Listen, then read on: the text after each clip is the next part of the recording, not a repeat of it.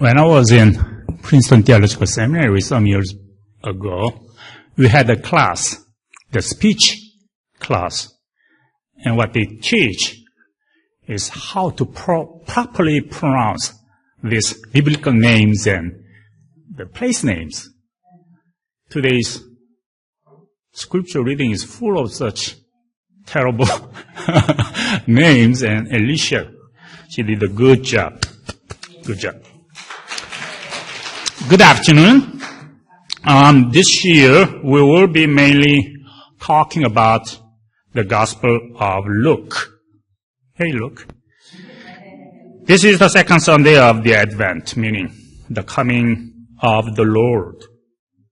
Today's passage begins in a somewhat unusual way, dry and stereotyped presentation, tone, and opening.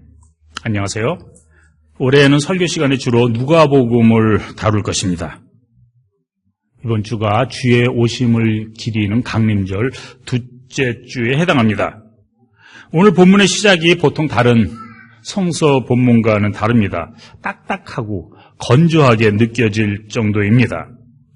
Luke, as a historian, is very much interested in chronological and geopolitical matters. In the preface to the Gospel of Luke, Luke clarifies his intention. I too decided, after investigating everything carefully from the very first, to write an orderly account for you. 누가는 역사가의 눈을 가지고 시대의 흐름과 지정학적 관계에 관심을 두고 있습니다. 서문에서 여러 가지 일에 대해서 차례차례 써가는 것이 자기 목적이라고 저자는 자기 생각을 말하고 있습니다. 매사에 역사적인 상황을 기자의 눈으로 접근하고 있는 그런 모습입니다. And there's no need for further clarification. Luke presents his unique theological understanding behind Old Testament quotations.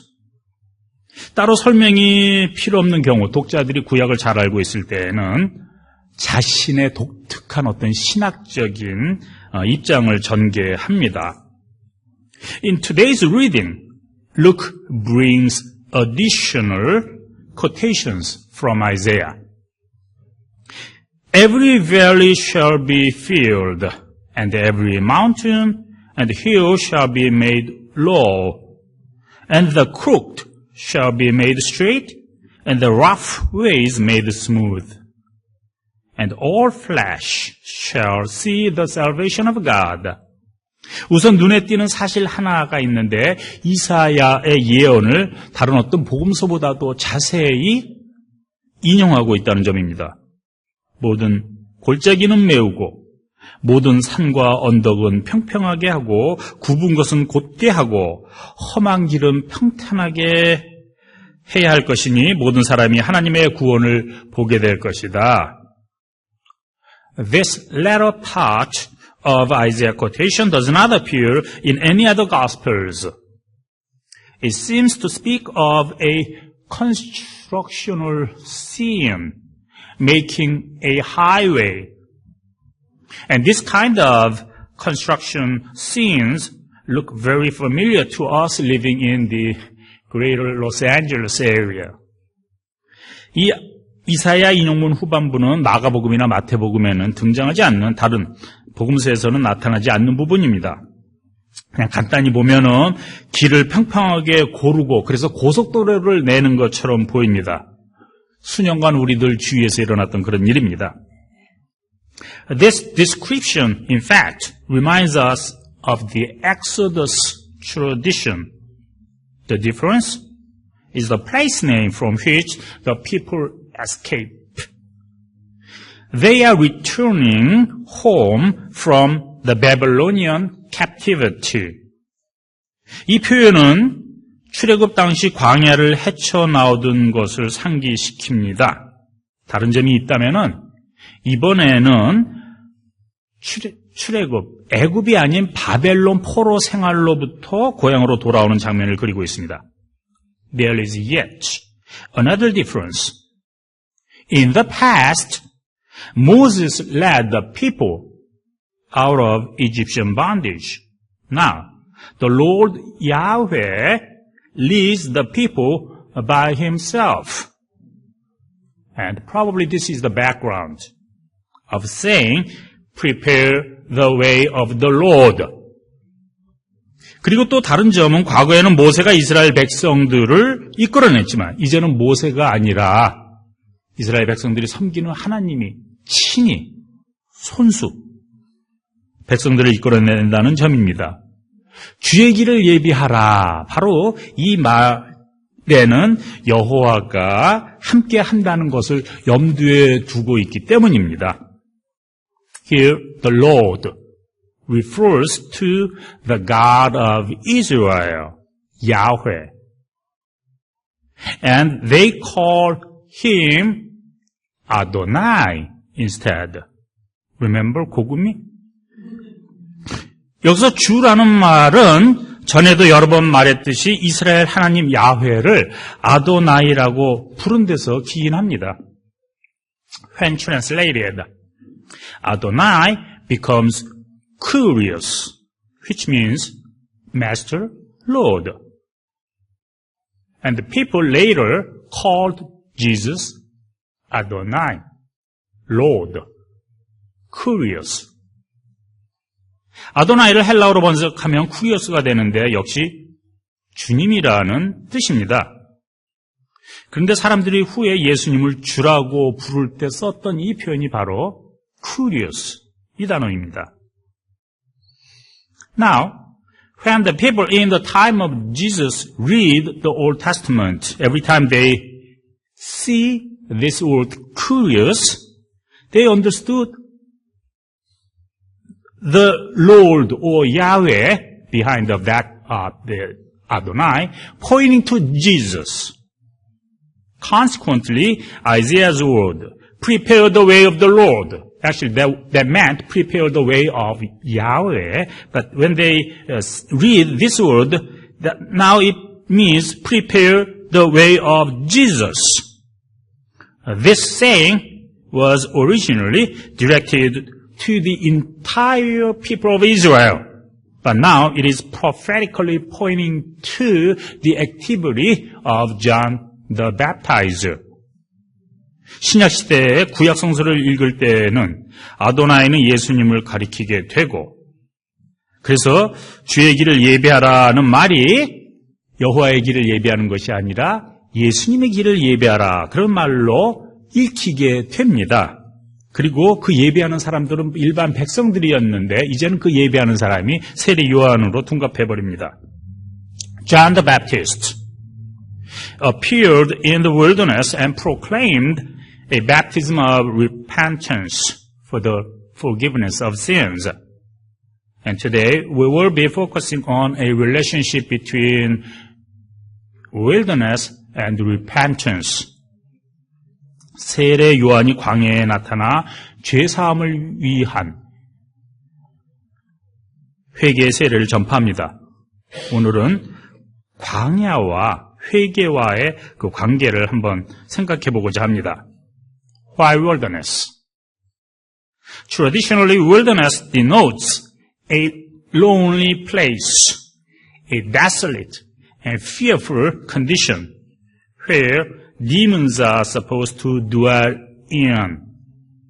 Wilderness in the Bible also reminds us of Israel's wandering times. The place of the people of Israel met God in the wilderness while they were wandering. 왜 광야일까? 전통적으로 광야는 외롭고 무서운 지역으로 여겼습니다. 귀신들이 사는 곳이라고 생각했습니다. 근데 성서 전통에서 광야는 또한 이스라엘 사람들이 떠돌아다니던 시절을 상기시킵니다. 그리고 바로 거기서 이스라엘 백성들이 하나님을 만나게 됩니다. Most importantly for us today, Wilderness signifies a separation from the existing power, economic order, and socio-political system. This is the background idea. When Isaiah urged the people to go out into the wilderness and prepare the way of the Lord, the Qumran community, based upon this scriptural commendation, separated themselves from the Jerusalem temple-centered community and established their own community in the wilderness. 무엇보다도 성서에서 광야는 기존의 사회 질서와 결별, 분리하는 것을 의미합니다. 그래서 이사야는 광야에서 주의 길을 예비하라고 외쳤던 것입니다. 쿰란 공동체는 예루살렘 성전 중심의 체제로부터 분리를 선언하고 그래서 광야에서 따로 자기들만의 공동체를 형성하고 생활했습니다.